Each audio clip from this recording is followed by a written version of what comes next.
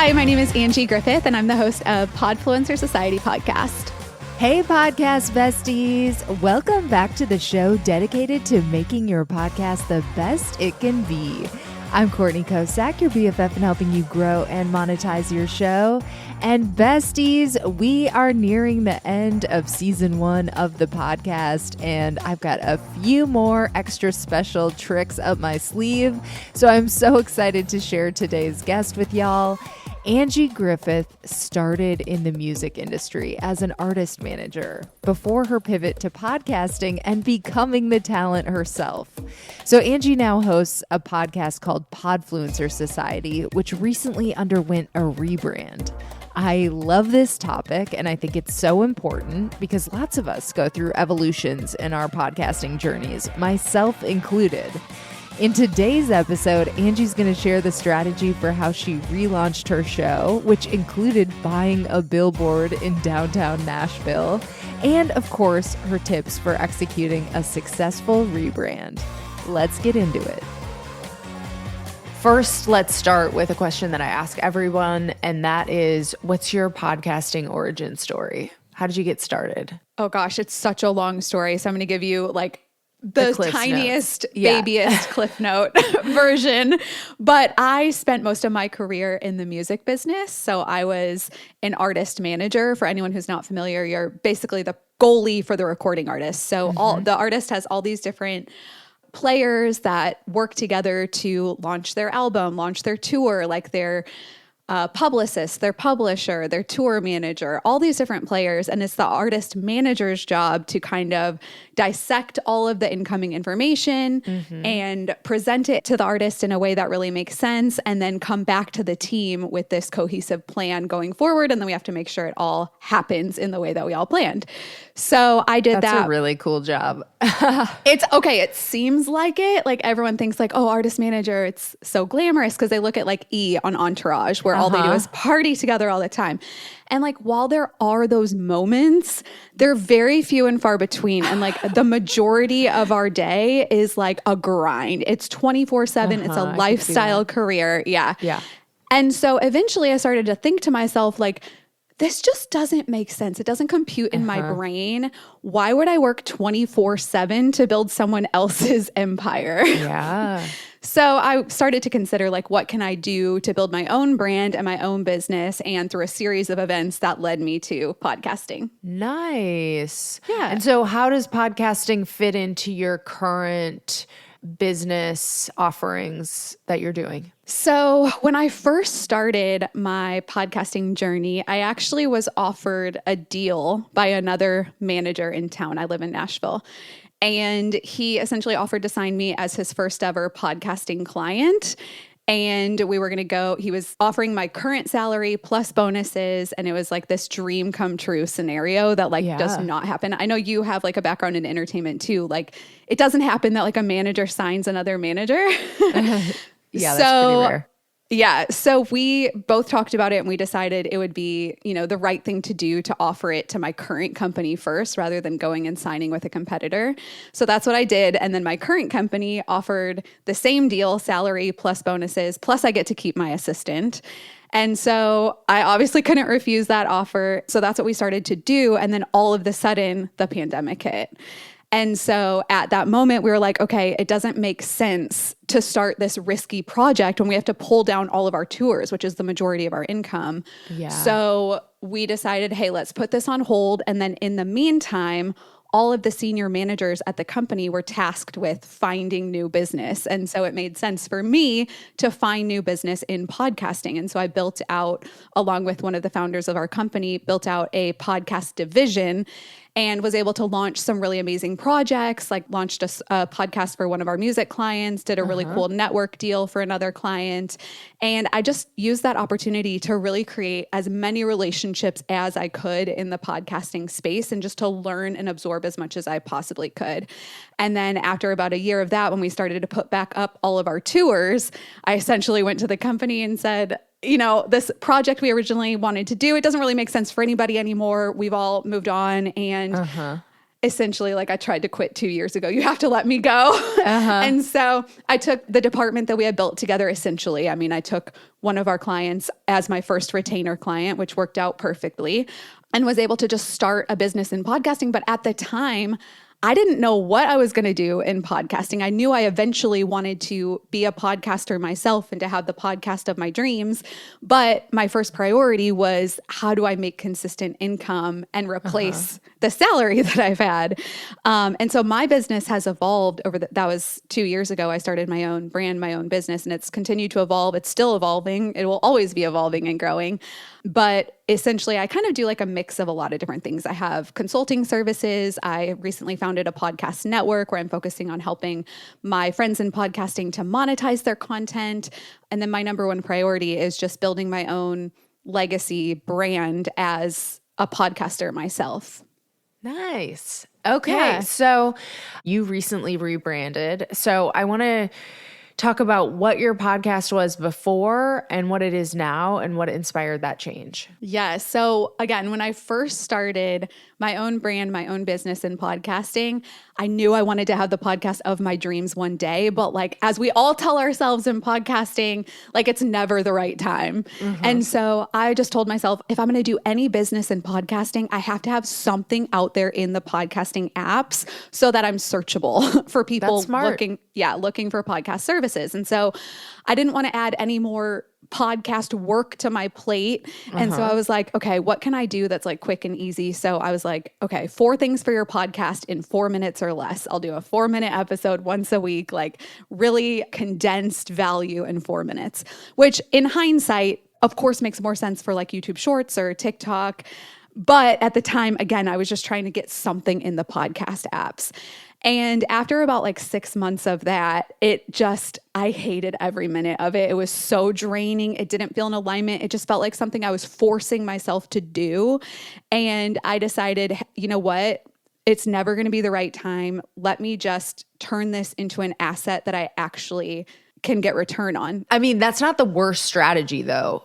4-minute episodes. It's a pretty low lift production wise for you. You're getting your name out there. You're taking advantage of SEO. So what were the results from that first round? Was it worth it to do that? Like if there was a business owner like you 2 years ago who was wondering, should I do this like scaled down version just to get my name out there? What would your answer be? In my experience, now there are other podcasts that do similar formats, like Pod News Daily is a good example. They do a short recap of their newsletter, and that's perfect. Like that is something that I would get behind and like recommend. But for what I was serving, for instance, 4 tips about how to market your podcast, 4 tips about how to legally use music in your podcast.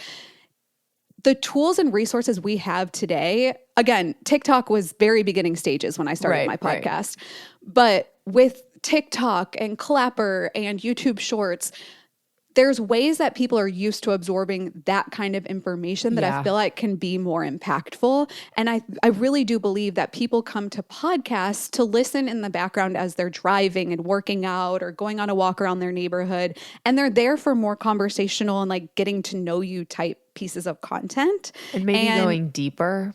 Yeah, and going deeper. Yeah. And so people ask me all the time when I have like consulting meetings with people, they ask, is this something they can do? And I always say like, I don't recommend it because in my experience, I got like no traction on those early episodes. Oh, really? Yeah. Like people just did not care. It's not what they were in the apps to listen to. So yeah. Hey besties, just a quick word from our sponsor Momento, which I actually use on the YouTube channels and to create social media assets for all of my shows. Being successful with podcasts and video is a full-time job that most people don't have the time or experience to do. But Momento is an end-to-end AI video marketing tool that finds your shareable moments, creates beautiful shorts, and even schedules straight to social. And it can do even more. Momento can write high-quality show notes, social posts, tweets, and even jokes from your content. Yes, the robots have gotten funny. Your first upload is free. There is a link in the show notes. So what are you waiting for? Go see what AI can do with your video. And besties, if you're trying to reach listeners right here, you can buy a sponsorship to Podcast Bestie at podcastbestie.com/advertise. Okay, so how did you approach this rebrand and tell us about the new show? Yeah, so it was about 6 months into doing those 4-minute clips that I finally was like, you know what, I need to start taking this seriously and like see if I can find joy in this content that I'm producing. Yeah. And so I started to release like longer form solo episodes, and I did my first guest interview, and that just felt like so much more in alignment. And even though it was so much more work on the back end, it felt like so much less work because it was actually enjoyable. And like I felt like it was something that I was proud of. Like every single episode that I put out, I would listen to, whereas before I wouldn't, you know? So I started doing that. And then what I realized eventually, as of recently, I started to feel really constricted by the title, 4 Things for Your Podcast, because I just felt like I was putting myself in this box that was this title that I threw together for a completely different show. Because when I started doing longer form episodes and inviting guests on, I would ask the guests, like, what are your 4 takeaways from whatever the topic you're sharing is? And then that felt like I was putting too much work on my guests. So then I started recapping my 4 takeaways. And that just felt like such an extra line item on my to-do list that like I didn't want to do. I hated doing it. And so eventually I was like, you know what? It's time for a title change. The audience that I'm speaking to isn't the same that I was speaking to at the beginning, because again, at the beginning, we're all learning in our journey as entrepreneurs, like what actually brings us joy to speak on, right? And at the beginning, I thought I was going to be speaking to the brand new podcaster. I thought I was going to be the how to start a podcast go-to girl. And I realized I actually hate that. Like I love working with existing podcasters, talking about like marketing and branding and like how to take it to the next level. And what I've learned in the past 2 years of discovering my voice in this space is that's who I'm talking to. I'm talking to what I've come up with this term to kind of describe is Podfluencer, which is the creator who's building a thriving brand and business with their podcast at the center of it all. So that's who I'm speaking to. And then it was just kind of putting the pieces together from there. Like, okay, Podfluencer, what should it be? Podfluencer Podcast, Podfluencer Society, landed on Society, filed the trademark like that next day, started the whole process of rebranding. And it just all felt so good. So you'd already switched the content, doing this longer form content and adding the guests and changing your show basically under the old name. Yes. And then since that felt right, and since felt like you were maybe forcing these questions and whatever, these takeaways, then you actually did the external rebranding, right? Yes. The only thing content-wise that changed was when I rebranded to the new title, I took away that extra step of recapping the 4 things at the end. Right. Right. And you dropped new cover art. And what did you do for promo as far as the rebrand? I mean, you're talking to me today, but what else? The promo, I mean, I'm about to record a whole episode about all the promo that I did behind it, because it was a decision I made, because I could have decided to just kind of flip it all in the background and then surprise my audience, maybe like, you know, give them a little heads up. But I just thought, what an amazing opportunity for new momentum and to breathe new life into the podcast. And so I just decided to take it seriously, and I treated it as I would a brand new podcast launch. And so the promo was like really comprehensive. I mean, I submitted for some directory features like Apple Podcasts, Spotify, Stitcher. Unfortunately, nobody took me up on that, but I did submit it. And then I started working with an incredible publicist who you know well, Lauren Pacell from Tink Media, who is just absolutely amazing. So she helped me to arrange some really cool promo swaps and guest interviews, like guesting on other podcasts, and newsletter placements, which are highly underrated. Like a lot of people don't think to pitch to newsletters, but it's so powerful. And so just did a bunch of stuff like that, working with Lauren. My favorite thing I did was something that I almost didn't do, because if you think about it, it doesn't like create results. Like the thing I'm about to tell you is I bought a billboard in downtown Nashville. Interesting. Yeah. And if you think about it, like, what good is that going to do? Like somebody driving down the road, they see a billboard for a podcast, like they're not going to like stop and subscribe. So if you think about it that way, it's a waste of money. But how I was thinking about it is it's a really cool opportunity for like social proof, you know? Yes. And it was more about like the impact on social media, and it was covered in pod news, like podcast ads in the wild, like that kind of stuff. And it was probably the smartest thing I did for the entire promotion strategy, just because of how impactful it was online. It was my highest engaged post across all social media platforms. It got covered the most, like organically. And it just looked really cool. Like even my like friends from high school were reaching out being like, that is so cool. You got a billboard. And I'm like, dude, all I did was pay $250 for 30 minutes. $250? Well, for 30 minutes on a rotating digital screen. Oh, so I got nice. 8 minutes. Yeah, 8 minutes of screen time, because it was all about the photo. Like it wasn't about results from drivers driving by, you know? Okay, how do people do that? Is there a website? Well, it just depends. Like it depends where you live or like where you're targeting. Like one of my good friends, James, he hosts a true crime podcast. And this is actually where I got the idea, because what he does to promote his true crime podcast is he advertises in the area where he's talking about, which is so smart because people really want to know like crime in their area. So I was thinking, okay, well, I don't talk about like a specific area. So I live in Nashville. This is a really cool, hip city. Everyone loves Nashville. And we have this amazing billboard right at the intersection of Broadway and West End, which is like in the downtown area. It's a perfect spot for a billboard. And I just went to their website and just saw the different options and picked the cheapest one. Because again, it's all about the photo. But wherever you're based, like I'm sure there's a billboard in your town that like people drive by every day. And if you post with that billboard, it's just cool for the people in your town, you know, and like cool for everyone who knows you personally to see that.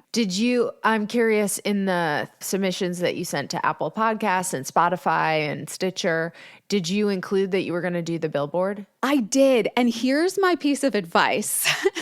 So I really think I was just moving so quickly. I had so much to get done. Like promotion, the reason I brought Lauren on is because I knew how important marketing would be. But the reality is I had so much to like update behind the scenes that I couldn't put my own time. There's just not enough hours in the day, right?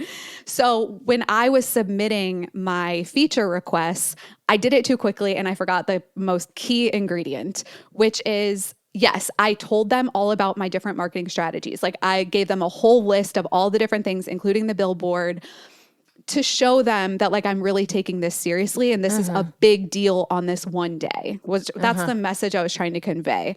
But looking back, I really should have approached it more with like a co-marketing mentality. And I should have, for instance, chosen one platform and went all in, like Apple Podcasts, for instance. And I should have said, I will drive all of my traffic to Apple Podcasts if you will, in return, help me to promote. And I really think that was my big mistake. I'm going to put Apple Podcasts on the billboard. And right. Yes. That kind of thing. And I really wish I would have done that. Now I know going forward, but I really think that has a lot to do with why I kind of missed that opportunity. But yeah, I mean, sounds like you got some other ones. So that's actually, I love the billboard tip, and that's something I really want to try.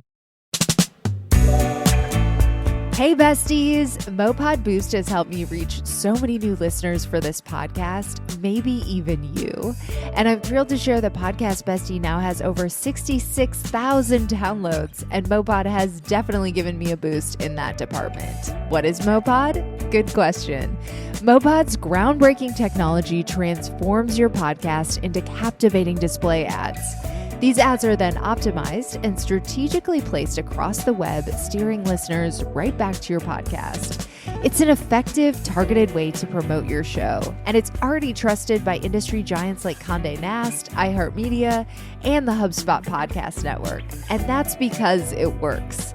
But Mopod isn't just for the big guys. Mopod Boost is perfect for indie podcasters like me and you. And there has been an exciting new wave of updates to Mopod Boost Self-Serve that include the ability to generate impactful ad copy with the help of AI, and the implementation of sophisticated targeting options such as geolocation, age, gender, and household income. Podcasters can now pull comprehensive campaign reports straight from the platform, delivering insights on audience demographics, graphics, devices, daily delivery statistics, creative performance, and even granular geographic data. Mopod Boost actually has been my favorite paid advertising experiment to date. I have used it on all of my shows, and you can try it for just $100. Plus, if you're a bestie, you get 10% off with the link in the description. So try it out and let me know what you think. Can you give besties just a couple quick tips for how to do a rebrand right? Things that you've learned on this journey. Sure. I would say my biggest tip is to organize yourself. Like, this is something that comes naturally to me because I was in artist management for nearly a decade and my job was to be organized. But for the average person, it can be really challenging. And so what I live and breathe by is so simple. It's just a freaking Google sheet. Like, list out everything you know you need to do. And then just put it all in order of priority and just start working down the list because it can feel so overwhelming. My rebrand timeline, so essentially my checklist, was over, I can't remember the exact number, but it was well over 350 line items of just little things because there's things you don't think of. You know what I mean? I had to change the name of my entity of my business, which means I had to change, my bank account and my PayPal account and like all this stuff that you don't think of. My website changed, my URL changed, all of my free downloadables out there in the world. I had to change the branding on those and the links everywhere. It's like all these things you don't think about. So my biggest tip is to stay organized. And as part of what I'm doing to help my own audience through their rebranding is I put together a checklist and people can go to podfluencerproducts.com/rebrand and it gives you a checklist of all the things that you just don't want to forget when it comes to your rebrand. It's been super helpful. Okay, awesome. Well, thank you for sharing a little bit about your journey. Are there any recent favorite episodes that you want to shout out that were extra impactful for you? Yes. So the last episode that I put out under the old branding was Year 2 in online business, my unfiltered truth. And that's something I am doing on an annual basis just to update my audience about like the real behind the scenes, like my financials, my download numbers, and just be like open and transparent so that my audience can learn from my journey. And in that episode, I talk more about, the story behind why it was time to rebrand. And then the first episode under the new branding, I brought on a return guest who's a good friend of mine, Allie Reeves, who hosts All In with Allie. And we talked about her recent rebranding process. So you kind of get two perspectives because she rebranded her podcast in January from her former title, Six Figure Influencer, after I believe it was like 300 episodes. I mean, she had been under that title for a long time. So really insightful. And then the next episode after that is with my photographer who took my rebrand photos. And we did this comprehensive overview about like how to approach a rebrand photo shoot, which is super cool. And then I have one coming out with Lauren of Tink Media all about publicity and like marketing and promotion strategies, which is going to be awesome. I love it. So you're covering the rebrand from all different angles. That's great. Yes. A big thanks to Angie for all your podcast rebrand tips, and thank you for tuning into Podcast Bestie. Make sure you check out the last episode with Andrea Koskai of Tink Media for a podcast marketing tune-up. And Podcast Bestie is now on YouTube, so head on over to youtube.com/@podcastbestie to subscribe. You can watch my interviews with Ariel Nissenblatt, Jeff Umbro, James Cridlin, Lauren Passell, Gary Arndt, and more. And Podcast Bestie has been getting some awesome reviews from the podcasting community on Apple Podcasts. I just want to share a few of the latest. Love the episode with Andrea Koskai. I was thrilled to learn about Andrea's background and her work in Romania. She possesses impressive knowledge about audience growth and is a skilled community builder as well. It's also great that Matt Gilhooly contributed to the episode, as I am a fan of his Life Shift podcast too. Podcasting swaps are the way to go. Rena Friedman Watts, host of the Better Call Daddy show. I love that. Yes, Matt Gilhooly has been helping me out with the videos for the YouTube channel and been absolutely crushing it. And I also love his podcast. So check out Rena Friedman Watts's The Better Call Daddy show. Better Call Daddy is for people who love stories. Everyone from influential players to phone sex workers are featured on the show. Each episode, Rena will interview a person of interest and her father will chime in with his advice afterwards. And Rena says, my dad has been the guiding force my whole life. There is nothing that he doesn't know, and I want to share that with the world. I also got a review from Laurel Morales.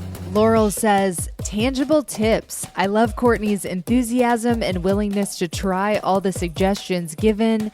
She and her fabulous guests make this sometimes lonely and mysterious podcasting world approachable and fun. Thank you for the show. So yes, make sure you check out the Two Lives podcast by Laurel Morales. So Laurel's podcast features stories of people who have faced darkness and how those moments transformed them.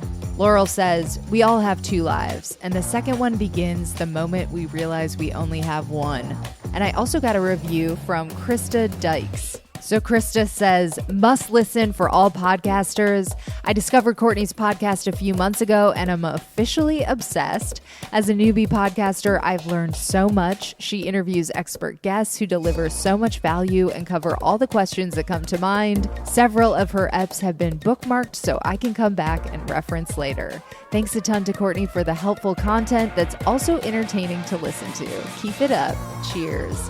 Cheers to you, Krista. And Krista's show is called Secret Mom Hacks because babies don't come with instructions. That is true. They don't come with instructions. That's what scares me. It's available on all major listening platforms, and you can find out more info at secretmomhacks.com. So those are a few of the reviews that I have gotten recently. I am putting all of their links in the show notes. Make sure you check them out.